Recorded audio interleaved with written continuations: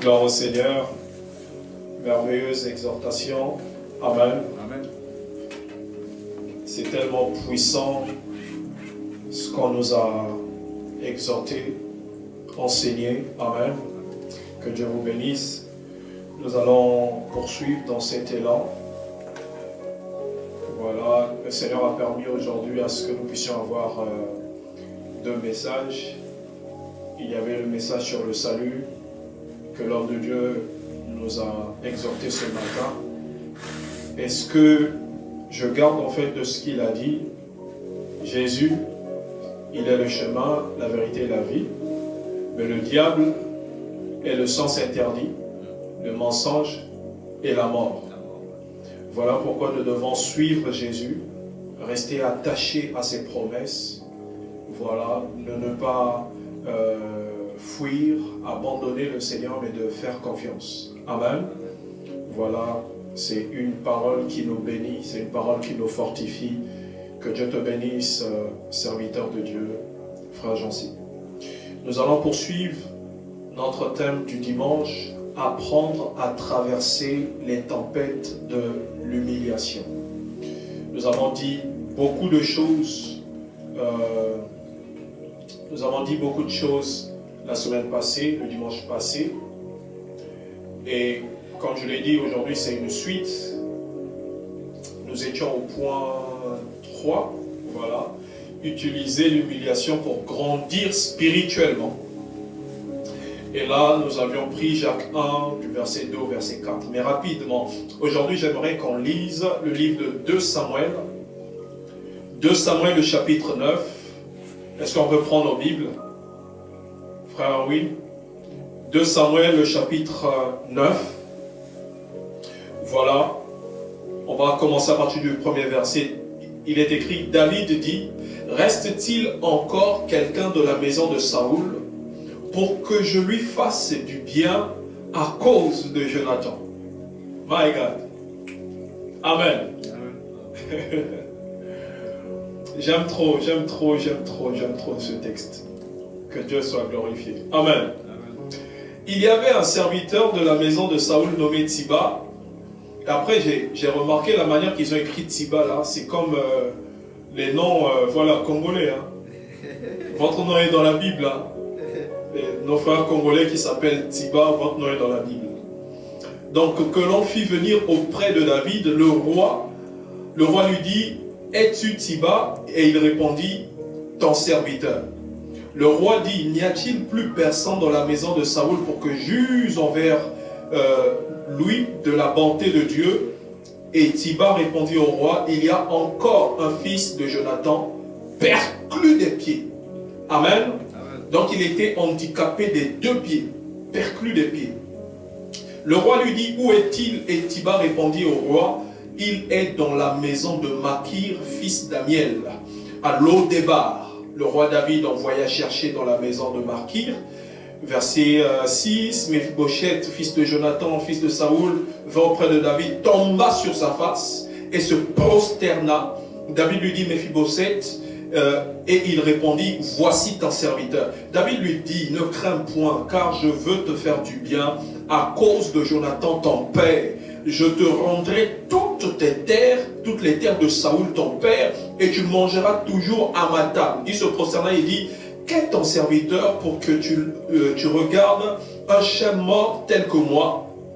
Le roi appela Tsiba serviteur, lui dit, je donne au fils de ton maître tout ce qui appartenait à Saoul et à toute sa maison. Tu cultiveras pour lui les terres, toi, tes fils et tes serviteurs, et tu feras les récoltes afin que le fils de ton maître ait du pain à manger. Et Mephibosheth, fils de ton maître, mangera plutôt toujours à ma table. Or Tsiba avait 15 fils et 20 serviteurs. On va s'arrêter là. Amen. Amen. Et on peut prendre rapidement 2 Samuel 4.4, dans 2 Sons 4.4, pour voir comment il a été perclus des pieds.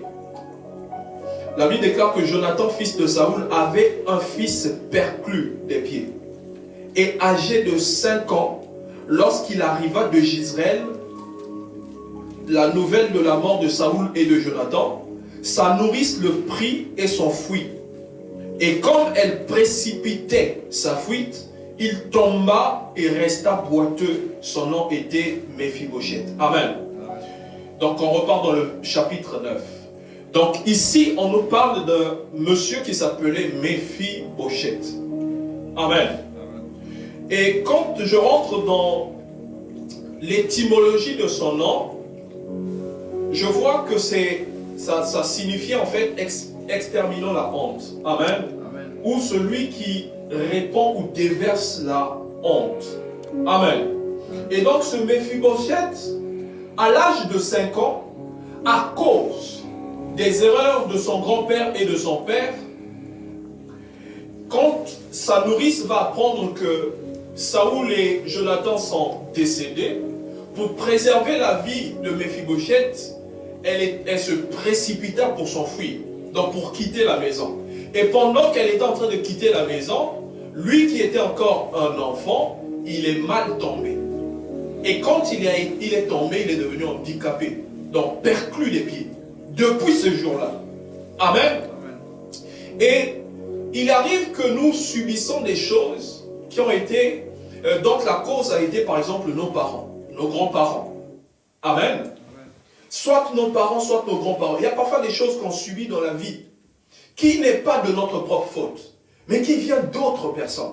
Des humiliations qui sont nées, en fait, des conséquences des actes de ceux qui nous ont précédés. Amen. La nourrice, elle avait aussi peur, quand tue l'enfant, mais elle avait peur plus de sa vie, parce qu'elle n'a pas tenu compte de l'enfant. Je ne sais pas qu'est-ce qu'elle était en train de tenir dans sa main, et l'enfant est mal tombé. Amen.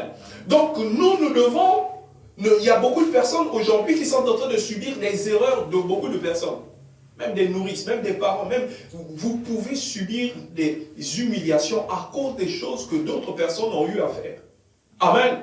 Saoul, à un moment donné, il était rentré dans la maison d'une magicienne, d'une voyante. Amen.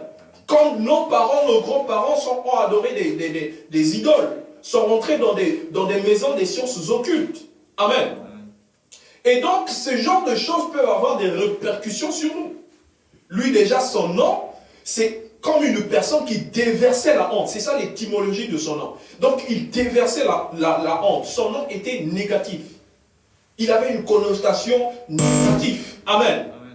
Et donc, ce Méphibosheth, pendant qu'il quitte la cour royale, le palais royal, la nourrice l'emmena dans une ville qu'on appelle Lo-Débar. Là aussi, j'ai pris le temps de pouvoir prendre l'étymologie. Et Lo-Débar signifie sans pâturage.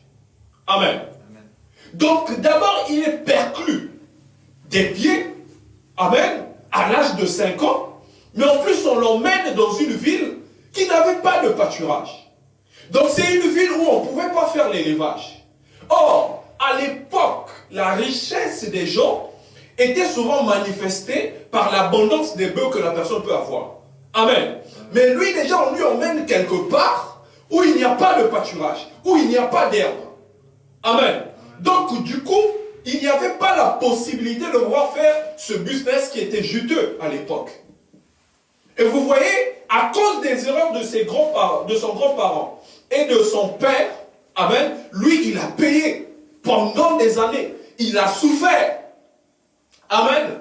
Mais il y a quelque chose que j'ai aimé dans cette histoire, à partir du verset, dans 2 Samuel chapitre 9, à partir du premier verset. Voilà pourquoi Dieu a permis qu'on puisse nous exhorter sur le salut. Amen. Parce que ce n'est qu'en Jésus-Christ que nous avons la vie et une vie en abondance. Ce n'est que Jésus-Christ qui a la capacité, amen, de pouvoir donner le salut, changer, transformer, amen, nous délivrer de l'humiliation. Amen. Ce n'est que Jésus-Christ qui a le pouvoir de le faire. Je pense que c'est l'affiche. Il a le pouvoir de le faire. Amen. Amen. Et donc la Bible déclare que David, il s'est souvenu de la famille de Saoul et de Jonathan. Amen. Il dit, reste-t-il encore quelqu'un de la maison de Saoul pour que je lui fasse du bien à cause de Jonathan? J'aimerais te dire, bien-aimé, quelque chose. Si tu reçois Jésus-Christ dans ton cœur, Dieu se souviendra de toi. À cause de Jésus, tu vas attirer la faveur dans ta vie. Amen. À cause de Jésus, tu vas quitter l'étape de l'humiliation et Dieu va t'emmener dans l'étape de la bénédiction. Amen. À cause de Jésus, Dieu peut emmener ta vie à une dimension extraordinaire. Mais la première des choses que nous devons faire, c'est de rencontrer le chemin. C'est de rencontrer la vérité, c'est de rencontrer la vie. Amen. Nous avons besoin de Jésus. Amen. Amen. Et à cause de Jésus, Dieu pourra nous faire du bien. Beaucoup sont en train de tâtonner. Amen. Ils sont en train de se plaindre. Aujourd'hui, on nous a dit, on ne doit pas se plaindre. Mais nous devons, bien aimés, rentrer en prière. Pendant que les choses, nous voyons que les choses ne marchent pas, repartons dans la prière. Amen. Parce que c'est en priant, amen, que les choses vont se décompter. C'est en priant que nous allons voir la gloire de Dieu se manifester dans nos vies. Et alors, à cause de Jonathan, David s'est souvenu d'un des fils de Jonathan. Et ce fils, c'était qui? C'était Méphibosheth. Amen. Et lui, il était perclus des pieds. On a expliqué qu'il était à Lodébar. Donc Lodébar, ça signifie son pâturage. Donc c'était une ville qui pouvait aussi bloquer son expansion, bloquer sa bénédiction. C'était un fils de roi. Il est né dans un palais royal. Le fils de Jonathan. Donc le fils de Jonathan, son père, c'est Saoul. Donc lui, il est né dans la royauté. Certainement, peut-être qu'il était aussi prévu un jour, peut-être qu'il puisse avoir aussi part. Amen. Mais très tôt, à l'âge de 5 ans, sa vie va basculer. Parfois, vous êtes né dans une famille où le père a été tellement ivrogne, amen, qu'il n'a pas pu vous canaliser, vous envoyer dans des études.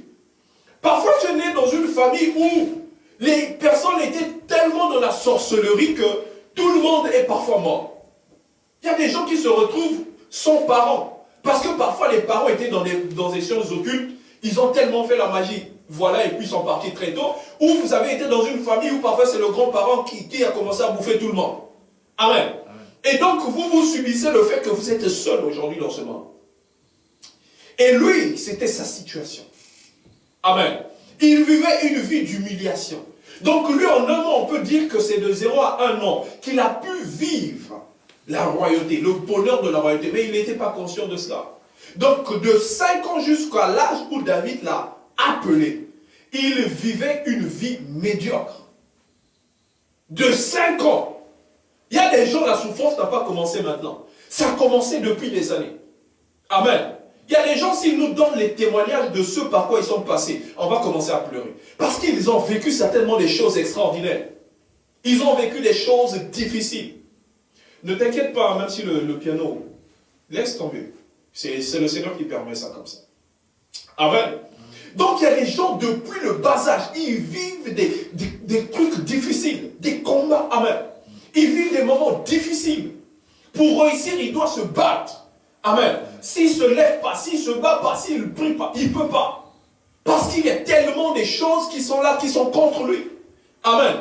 Et c'est la même chose qui se passait dans la vie de Méphibosheth. Il était là-bas à Lodébar. Il y a beaucoup de gens qui se retrouvent à Lodébar. À Lodébar, tu n'as pas la possibilité de réussir dans l'emploi. Tu n'as pas la possibilité, amen, de t'établir. Et lui, l'une des choses qui le bloquait encore, c'était le fait qu'il n'avait pas de pied. Il était perclus. Amen. Donc, il ne pouvait pas travailler comme tout le monde. Aujourd'hui, il y a des gens qui sont perclus spirituellement, dans le sens où ils n'ont même pas d'appui. Même une personne, pour lui donner même un petit 100 €, la personne n'a pas. La personne est seule. Perclus, dans le sens où il n'a même pas d'aide. Personne qui peut même lui faire du bien. Il y a des gens comme ça. Même pour trouver le boulot, il n'a pas d'appui. Parce que dans certaines entreprises, parfois, tu dois avoir un appui pour avoir le boulot. Amen. Mais lui, il n'en avait pas. Il était perclus. Et donc, il y a beaucoup de personnes aussi qui vivent cette situation. Comme lui, Méphibosheth. Amen. Beaucoup de personnes sont en train de vivre cette vie. Et c'est tellement compliqué pour eux. Amen. Amen. Mais après, il y avait un serviteur de la maison de Saoul nommé Tsiba. Donc, David va appeler Tsiba, qui était serviteur de Saoul. Et lui a posé la question s'il n'y avait pas une personne de la maison de Saoul. Et lui va dire, oui, il y a un des fils de Jonathan. Mephibosheth. Et David lui a demandé de l'appeler. Et pendant que Mephibosheth arrivait, il croyait qu'on allait le juger. Il croyait qu'on allait le tuer à cause des erreurs de son père. Bien-aimé, Dieu ne te condamnera pas à cause des erreurs de tes grands-parents, à cause des erreurs de toutes ces personnes qui t'ont précédé. Dieu ne te condamnera jamais. Mais ce qu'il veut, c'est que tu t'approches. Et nous allons voir que lui, c'est venu et s'est prosterné. Amen. Quand tu viens de manière prosternée, quand tu viens en adorant, quand tu viens et tu réalises la grandeur de Dieu, Dieu, il t'ouvre son cœur. Quand il s'est approché de David, il s'est approché comme une personne repentie. Amen. Il s'est approché avec révérence, respect. Amen. Et ce respect-là aussi a touché le cœur de David. David a dit non, n'aie pas peur, je ne vais pas te tuer. Il croyait qu'on allait le tuer à cause des erreurs de son père. David a dit, je ne te tuerai pas. Amen. Amen. Mais le contraire, c'est que David, à partir de ce jour-là, l'a considéré comme l'un de ses fils. Parce qu'il lui a offert une place à la table du roi. Il lui a offert une place à la table du roi. Ce n'est pas quelque chose d'anodin. Il a commencé à manger avec David. Amen. Quand tu reçois le Seigneur Jésus-Christ comme Seigneur et Sauveur, bien-aimé, je t'assure que tu manges maintenant à la table du roi. Parce que tu as le même esprit que Dieu a. Nous avons le Saint-Esprit. Et là où il y a le Saint-Esprit, l'humiliation ne peut pas persévérer. Amen. Donc Dieu te sort de l'humiliation. Il te délivre de l'humiliation. Il ôte en toi cette vie de bassesse. Mais pourquoi cela arrive? Parce que, amen, la personne, Mephibosheth, avait une alliance. L'alliance, c'était un fils de Jonathan. Et à cause de Jonathan, on s'est souvenu de lui. Bien-aimé, sans Jésus, tout ce dont nous sommes en train de parler ici ne pourra pas arriver dans nos vies. Nous avons besoin, bien-aimé, nous devons, bien-aimé, de tout notre cœur donner notre vie à Jésus. Parce que ce n'est qu'en Jésus que nous avons le salut. Ce n'est qu'en Jésus que nous aurons la capacité de surmonter les tempêtes de l'humiliation. On t'a humilié comme lui à Lodébar, il était humilié. C'était un fils de roi déchu. Amen. Son père était mort. Son grand-père était mort. Et je n'ai même pas vu sa maman. Pendant qu'il était bébé, il était aux mains de sa nourrice. Sa mère était où? Amen. Seul. Il a toujours vécu cette vie de solitude. Mais il a trouvé un père. À cause de l'alliance de son père avec David. Il a eu un nouveau père. Et son père, c'était David. Amen. Tu peux être orphelin aujourd'hui. Tu peux manquer des gens aujourd'hui. Tu peux manquer d'appui. Tu peux manquer de soutien. Mais je t'assure, Dieu, il est le père des orphelins. Tu as peut-être perdu ton mari. Tu as peut-être perdu des parents. Dieu peut être cela pour toi. Il peut te sauver, te délivrer de cette humiliation que tu as commencé à vivre depuis des années. Il est capable et il veut le faire. Amen.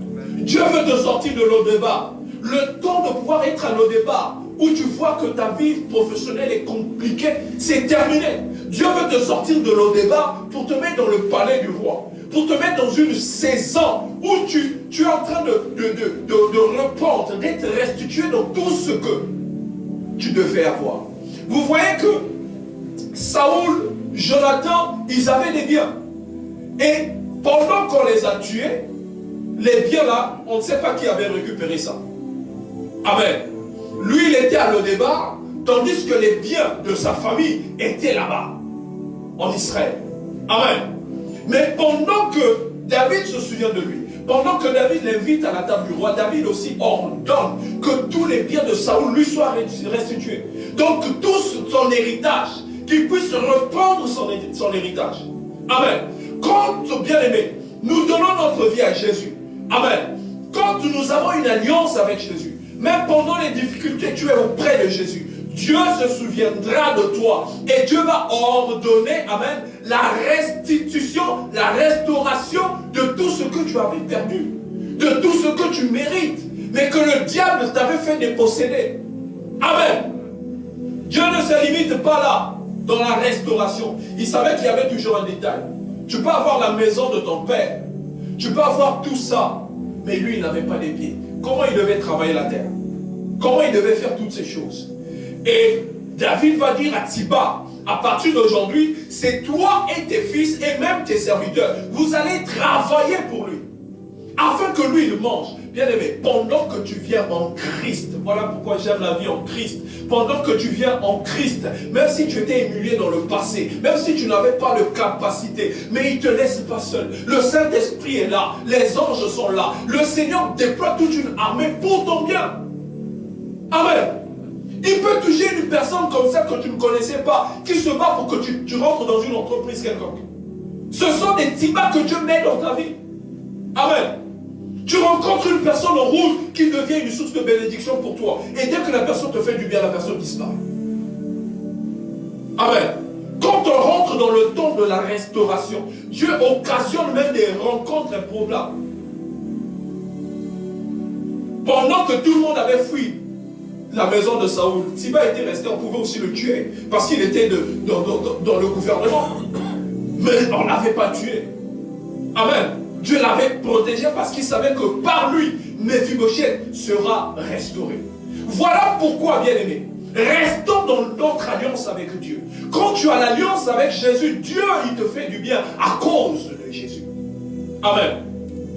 Nous ne nous méritons pas, nous ne méritons rien, mais c'est en Jésus que nous avons tout. C'est en Jésus que nous avons l'héritage. Amen. Les hommes sont tortueux, les hommes sont méchants, nous sommes mauvais de par nature. Amen. Vous voyez par exemple Adam et Ève, pendant qu'ils étaient dans le jardin, Dieu les a tout donné. Mais ils ont été ingrats vis-à-vis de Dieu. Et nous les êtres humains, comment nous sommes ingrats? Pourquoi? Parce que le diable est venu leur dire, Dieu, il vous a demandé de ne pas manger, c'est parce qu'il sait que le jour que vous allez manger, vos yeux vont s'ouvrir. Amen. Vous serez des dieux. Donc eux, quand ils ont vu ça, ils ont dit non, c'est vrai que Dieu, mais c'est insuffisant ce que Dieu nous a donné. Nous, on doit encore monter dans ces dimensions-là. Vous voyez? Ils ont été un peu ingrats. Ils n'ont pas suivi la parole de Dieu. Ils ont désobéi à Dieu. Et aujourd'hui, nous désobéissons. Amen. Le diable vient nous miroiter. Toi, tu es en train de te battre avec tes moyens. Tu te bats. Tu te bats quand même à avoir le peu. Le diable est venu te dire, non, tu ne mérites pas ça. Fais ceci. Il t'envoie dans des voies improbables. Les voies que le Seigneur t'envoie, c'est toujours des voies où tu sens que Dieu n'est pas avec toi. Dieu t'avait dit, ne va pas à l'intérieur. Même si il ne te dit pas ça audiblement, mais tu sens dans ton cœur que ce n'est pas une bonne voie. Amen. C'est comme d'autres personnes, par exemple, le diable est venu te dire, tu n'as pas assez d'argent pour prendre soin de ta famille, commence par exemple à faire des faux bulletins dans ton entreprise, des fausses factures dans ton entreprise. Amen. Toi tu vas te dire, bon, moi ça sera pour prendre soin de ma famille. Mais ce que tu ne sais pas, c'est une voie négative, c'est un sens interdit que Dieu t'a interdit parce qu'en le faisant, tu es en train de bloquer quelque chose. Le diable est en train de te voler. Amen. Il y a un troc qui se passe dès que nous allons dans le sens interdit. Vous savez, un sens interdit n'est pas, c'est-à-dire n'est pas permis. N'est pas permis plutôt. Amen. On dit bien sens interdit. Donc nous devons aller dans la véritable direction. Quand tu prends le sens interdit, tu vas dans une voie improbable. Amen. Dans une voie qui va t'emmener à un problème. La police peut te contrôler, tu peux faire l'accident, il y a beaucoup de choses. Amen. Mais dans la voie de Dieu, tu n'as pas de problème. Tu respectes la vitesse. Tu respectes la vitesse. Il va arriver des temps dans la vie d'une personne où vous allez vous retrouver dans un embouteillage. Il y aura des embouteillages dans la vie. Amen. Dans l'embouteillage, amen, il y a une personne qui est devant toi, il y a une personne qui est derrière toi. Chacun son tour. Mais la finalité, c'est que tout le monde va passer. Et il y aura des autoroutes où tout le monde va rouler.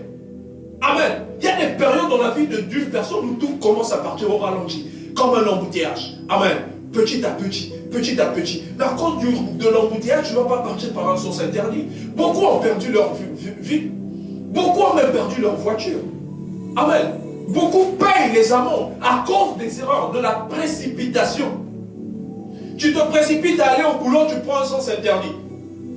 Ou tu prends une voie que la loi t'interdit. Amen. Mais tu ne sais pas que ce boulot-là, tu vas mourir aujourd'hui, une autre personne sera employée. C'est ce qu'on oublie parfois. Ce boulot que tu es en train de te battre, tu te dis, si, comme je suis en retard, mon chef va me blâmer. Tant mieux que tu arrives là-bas en retard, mais sain et sauf. Même si tu perds le boulot, que tu meurs et que tu perds aussi ce boulot-là, définitivement. Amen. Nous devons marcher au pas du Seigneur. Il est temps, bien-aimé. Dieu veut faire du bien à une personne, mais il faudrait que les principes clés soient bâtis. Dieu ne te fera pas du bien à cause de toi, mais à cause de Jésus. Amen. Jésus-Christ, il a été accusé faussement. Et pendant la résurrection, il y a eu un jugement céleste. Il a été acquitté. Il ne méritait pas la mort. Et donc, dans les dommages et intérêts, nous sommes à l'intérieur. Il a dit, les dommages collatéraux, vous me payerez toutes ces personnes-là. Voilà pourquoi la Bible déclare, quiconque croit au Seigneur Jésus-Christ sera sauvé, lui et sa famille. Nous sommes les dommages, c'est-à-dire la restauration des dommages qu'on a fait subir à Jésus. Amen. Nous devons croire en Jésus. Tu es en train de vivre une vie d'humiliation. Seul tu ne pourras pas.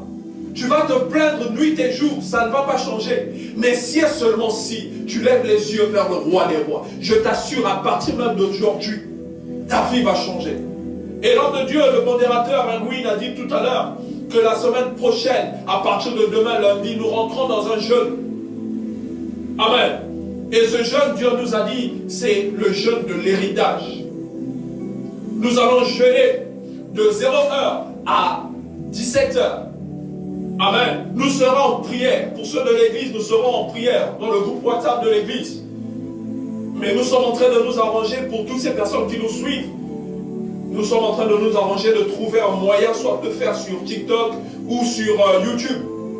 Mais vous aurez la suite plus tard. Amen. Au courant de la journée. Mais Dieu a besoin de vous délivrer de cette humiliation. Et tout cela passe par Jésus. Il est le chemin, il est la vérité, il est la vie. Tout ça passe par Jésus. Jésus peut essuyer tes larmes. Jésus peut transformer ta vie. Jésus peut équilibrer ta vie. Jésus peut transformer ta vie. Alléluia. Tu as peur d'être condamné. Dieu ne va pas te condamner. Viens, tu demandes pardon, il te pardonne. Amen. Qu'importe le poids de ton passé, qu'importe, Dieu y prendra soin de toi. Et là où tu avais cette incapacité de faire des choses, amen, là où tes diplômes ne pouvaient pas t'emmener quelque part, Dieu lui, il avait par David, il a déporté, il a ramené Tiba. Amen. Pour toi aussi, Dieu va occasionner des Tiba dans ta vie. Il va occasionner des personnes qui vont travailler. Amen. Même spirituellement, lui-même, le Saint-Esprit sera là à te t'empuissancer, à te fortifier. Mais Mephibosheth ne pouvait pas travailler. Mais Tiba, ses enfants et ses serviteurs, ils ont travaillé pour lui. Dieu va faire pour toi. Là où tu n'avais pas d'aide, il va organiser des choses pour toi. Amen. Là où il n'existait plus personne, tu n'avais plus de... Mais Dieu va faire. Je ne vais pas citer cas par cas, mais je parle d'une manière globale que le Seigneur va faire. On va prier. On va prier. On va prier. Le Saint-Esprit nous a dit beaucoup de choses par les deux messages que nous avons écoutés. Il est le chemin, il est la vérité, il est la vie. Mephibosheth a été restauré. Il est passé de l'humiliation au trône. Il est devenu fils du roi. Il n'avait pas de père, il n'avait plus de père, il n'avait plus de grand-père. Mais il est devenu fils de David. Il mangeait tous les jours avec David. Il n'avait pas les pieds, ça signifie qu'on l'escortait, qu'on le transportait. Amen. Sa vie avait complètement changé. Il n'avait plus des vêtements d'opprobre. Il n'avait plus des vêtements de honte. Mais il a été restauré. Restauré. Son nom, dans son nom, il y avait la honte à l'intérieur. Dans Méphibosheth, comme on a dit, Bichette, Bochette. Bochette, c'est la honte. Donc lui qui répondait, lui qui dispensait la honte, Dieu a transformé son âme. Dieu peut transformer ton identité. Dieu peut transformer ton identité. Il transforme ton ADN. Il transforme le nom de ta famille. Ta famille peut-être a été à l'époque une famille dans des fétiches. Peut-être tes grands-parents ont eu à faire des actes répugnants ou répugnants. Amen. Mais Dieu, il est en train de laver ton nom. Sois en attitude de prière, commence à prier. Là, je rentre déjà dans le prophétique. Dieu est en train de nettoyer. Sois en prière pendant que je suis en train de le lire. Dieu est en train de nettoyer le nom de ta famille. Dieu est en train de nettoyer le nom de tes parents. Ton nom, il est en train de le nettoyer. La mauvaise réputation que tu avais eue, Dieu est en train de te réparer. La mauvaise réputation. Toi qui pleurais nuit et jour. Je te disais, mais quelles sont les erreurs que j'ai eu à faire? Tu regrettais tes erreurs. Mais Jésus-Christ est en train de laver ta vie, de laver ton nom. À partir de maintenant, dans le nom de Jésus, reçois la restauration.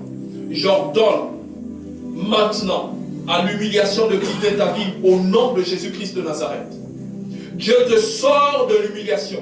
Il te sort de la prison.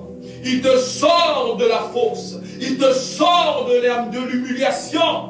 Et il te place dans le palais royal.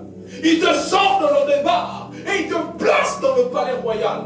Dieu te restitue. Dieu te restaure dans le nom de Jésus-Christ de Nazareth. Dieu est en train de laver quelqu'un maintenant. Dieu est en train de purifier quelqu'un maintenant. Il change ton nom. Méphibosheth, Dieu a changé son nom. Lui, son nom a été assimilé à la honte. Mais son nom a commencé à être assimilé à la gloire. Parce que tous les jours, il commençait à manger avec David. Et toi, Dieu est présent maintenant dans ton corps. Dieu est présent dans ton cœur. Dieu est présent dans ta vie. Et Dieu te dit, à partir d'aujourd'hui, ta vie change. Si hier, tu n'avais pas de table où manger, tu n'étais pas invité, à partir d'aujourd'hui, Dieu te place dans une saison où tu vas maintenant souper avec les grands de ce monde, souper avec les puissants. Alléluia. Là où on va parler des multimilliardaires, tu feras partie. Là où on va parler des hommes d'affaires puissants, des femmes d'affaires puissantes, tu feras partie. Là où on va parler des hommes politiciens en Christ puissants, Dieu, tu feras partie de cela. Dans le nom de Jésus-Christ de Nazareth, à partir de maintenant, rien ne va bloquer ta destinée, rien ne va bloquer ta vie. Dans le nom de Jésus-Christ de Nazareth, tu as appelé à la bénédiction, tu as appelé à la gloire. Tout ce que tu avais perdu, Dieu te le restaure. Tout ce que tu avais perdu, Dieu te le restaure. Est-ce qu'il y a une personne qui sent, c'est comme si son cœur, son corps est embrasé maintenant par la puissance du Saint-Esprit? Rêve la salle d'Abash. Le Saint-Esprit te touche là où tu es. Et le manteau de la honte est enlevé. Merci Seigneur. Je vois en vision, le manteau de la honte est enlevé. Dieu est en train d'essuyer les larmes d'une personne. Dieu est en train de consoler une personne pendant que nous sommes en train de prier. La honte est en train de partir. Je vois la honte est en train de partir. Comme la honte de Méphibosheth est restée à Lodébar. Dieu te change d'endroit. Tu ne vas plus vivre à Lodébar. Tu ne vivras plus à Lodébar. Lodébar et toi, à partir de maintenant, c'est fini. Tu rentres maintenant dans une ville. Tu rentres maintenant dans une saison. Tu rentres maintenant dans le palais royal. Alléluia. Dans la cité de Dieu. Spirituellement, au nom de Jésus-Christ de Nazareth. C'est ton temps. C'est ta saison. C'est ta vie. Au nom de Jésus-Christ de Nazareth. Maintenant, c'est ton temps de prospérer. Maintenant, c'est ton temps d'avancer. Maintenant, c'est ton temps de prospérer. Je le proclame. Je le proclame. Toi qui avais un problème, tu ne pouvais pas te marier à cause des situations de ton passé. À cause de ton passé, tu ne pouvais pas te marier à cause de ton passé. Mais aujourd'hui, Dieu ne te condamne pas. Dieu accepte ta repentance. Et Dieu est en train de restaurer ton mariage au nom de Jésus-Christ de Nazareth. Là où tes erreurs t'ont fait perdre ce genre d'opportunité, là où les erreurs de tes parents, tes grands-parents t'ont fait perdre, à partir de maintenant, Dieu il te les restaure au nom de Jésus-Christ de Nazareth. Sois restauré dans ton mariage. Sois restauré dans ton mariage. Dans le nom de Jésus. My God. Oh. Le Seigneur est en train de toucher une personne. La honte est en train de quitter ta vie. Alléluia. L'alliance avec Jésus-Christ est rebâtie. Là où les ténèbres devaient prendre la place dans ton cœur, dans ta vie, maintenant tu es délivré. Satan, libère maintenant ta vie. Au nom de Jésus-Christ de Nazareth. Que le feu consume toute alliance contraire à l'alliance avec Jésus. À cause de l'alliance que Saoul et Jonathan ont contractée en allant dans la maison de cette magicienne. Alléluia. La vie de Mephibosheth était bloquée. La vie de Mephibosheth était bloquée. Et à partir de là, la mort est rentrée dans la maison de Saoul. Saoul et ses enfants sont morts. Mais heureusement, Dieu avait préservé Mephibosheth. Alléluia. À cause du fait que tes grands-parents lui ont pratiqué, toi tu sors à partir de maintenant. Tu sors de ces démons. Tu sors de ces choses au nom de Jésus-Christ de Nazareth. S'ils avaient des fétiches, tu sors de ces fétiches à partir d'aujourd'hui, au nom de Jésus-Christ de Nazareth. Retrouve maintenant ce que tu avais perdu. Retrouve la grâce que tu avais perdue. Retrouve les enfants que tu avais perdus. Retrouve le mariage que tu avais perdu. Retrouve la femme que tu avais perdue. Retrouve tout ce que le diable t'avait volé dans le nom de Jésus-Christ de Nazareth. Quand tu dis Amen, c'est là que tu appelles les choses se manifester dans ta vie. Quand on proclame les paroles, dis Amen, bien-aimé. Dis Amen. Pendant qu'on proclame, dis Amen. Avec foi. Même pour ceux qui sont en ligne, commentez Amen. Oh my God. Dieu est en train de libérer cette grâce. Ta honte change. Écris cette date. Souviens-toi à partir d'aujourd'hui. Et surtout, garde l'alliance avec Jésus. Alléluia. Car c'est en Jésus que Dieu te bénit. Mais à partir d'aujourd'hui, ta vie ne sera plus la même. Écris cette date. Nous sommes le 23 février. Est-ce que je suis en train d'annoncer ici? Ce ne sont pas des choses qui vont s'accomplir en fin d'année, mais ça commence à s'accomplir à partir d'aujourd'hui. Alléluia. Dans le nom de Jésus-Christ de Nazareth. Même si toutes les portes sont fermées, même s'il n'y a pas, tu te sens perclus. Tu sens que tu n'as plus de possibilité. Tout est fermé. Tu as la mer rouge devant. Tu as la fosse derrière. Tu as les lions à gauche. Tu as les serpents à droite. Mais Dieu est en train de te dire de t'ouvrir une opportunité en haut. Il t'ouvre une opportunité en haut. Si devant toi, à côté de toi, à gauche et à droite, tu sens que tu n'as pas de possibilité, Dieu t'ouvre la possibilité en haut.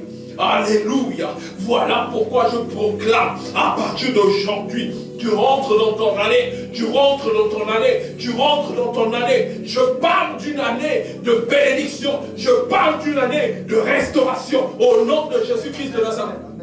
Hey! Sopla ça les débats. Hebra danama shabra sete amot. Redebra sanene mo shabra sanana. Etamana brose pene abashiketea. Robra semetea bakai. Retetea ibrose maïda abashipresetea. Sois restauré. Sois restauré. La restauration maintenant s'opère dans ta vie. La restauration s'opère. Le Saint-Esprit est en train de te toucher. Il y a une personne qui est en train de sentir une guérison dans son cœur. Une personne est en train de sentir une guérison. C'est le Saint-Esprit qui te touche. Une autre personne sent un feu. Oui, le Saint-Esprit est en train de te toucher. Oh my God. Alléluia.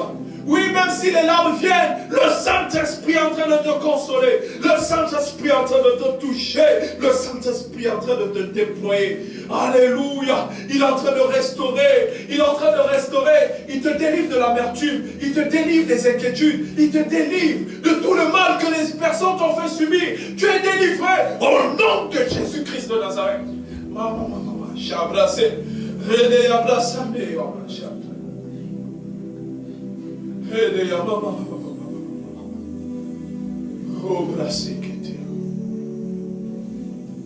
Merci Seigneur Dieu de gloire pour la restauration.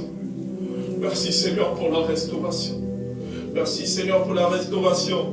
Alléluia. Oh Dieu, à partir d'aujourd'hui, nos vies ne seront plus les mêmes. Alléluia. Nos vies ne seront plus les mêmes. Je déclare par la foi que toutes les personnes qui assistent à ce culte, ceux qui sont dans cette salle, et ceux qui sont en train de suivre sur TikTok, je proclame que dans quelques jours, il y a certains même à partir d'aujourd'hui, d'autres à partir de demain, et ainsi de suite, chacun va recevoir sa part, et chacun va recevoir son témoignage. Et nous allons témoigner de ce jour. Alléluia. Nous allons témoigner de ce jour. Au nom de Jésus-Christ de Nazareth. Au nom de Jésus. Avant de quitter, je t'exhorte, pour toi qui te sens connecté à ce message que Dieu a libéré aujourd'hui. Le programme de jeûne de la semaine prochaine, donc de demain, te concerne. Toi qui te sens captivé en esprit, tu sens que le Seigneur t'a touché au travers de ce message. Tu sens que vraiment tu as reçu ta part. Et maintenant, au lieu de pleurer, au lieu de te plaindre, tu vas rentrer maintenant dans des moments de prière. Si tu sens ça dans ton cœur, rejoins-nous dans les moments de jeûne que nous allons commencer, qu'importe ton église. Alléluia. Si tu n'as pas d'église, tu peux nous rejoindre. Nous sommes là dans la ville de Saint-Ouen, nous sommes en Île-de-France. Mais nous commençons le jeûne. Vous pouvez nous écrire. Nous allons vous communiquer le numéro WhatsApp de l'église afin que vous participez au jeûne avec nous. Amen. Alléluia. Nous allons commencer demain jusqu'à vendredi. On appelle ça le jeûne de l'héritage. On ne va plus accepter que le diable continue à posséder ce qui vous appartient. Il y a des gens qui dorment et puis se réveillent fatigués. Ils n'arrivent à rien faire toute la journée. Pourquoi? Parce qu'il y a des esprits qui utilisent son corps. Ils se retrouvent fatigués. D'autres n'arrivent pas à se marier. Il y a des maris, il y a des femmes de nuit tout le temps. La personne fait que rêver le mariage dans le songe, alors que le mariage doit se vivre. Il y a des gens qui rêvent avoir des enfants. Ils ont des enfants dans les songes. Mais en réalité, il n'y en a pas. C'est terminé avec ce genre de choses. Vous devez vivre ces choses maintenant. Dans le physique au nom de Jésus-Christ de Nazareth. Seigneur, merci pour ta parole et merci pour l'exaucement, Seigneur Dieu de gloire. Et merci pour des choses que toi-même tu as accomplies dans nos vies. Nous te bénissons, te rendons grâce. Tu as dit, vous me prierez, je vous exaucerai. Merci pour l'exaucement, Seigneur. Merci, Seigneur. Merci.